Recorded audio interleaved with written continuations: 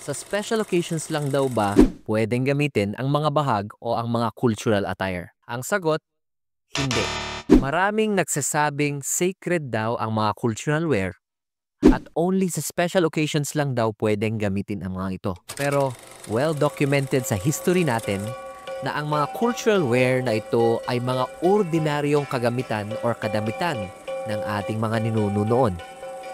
Ginagamit nila ito sa araw-araw na buhay nila, sa pagsasaka, sa pangangaso, sa selebrasyon o ano pa mang okasyon.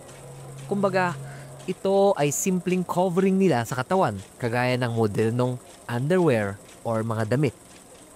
Ngayon, ang mga damit noon ay pwedeng gamitin para ipakita ang ethnic identity, cultural heritage, at pwede ring self-expression ng pagmamahal o pagpapahalaga sa culture and history.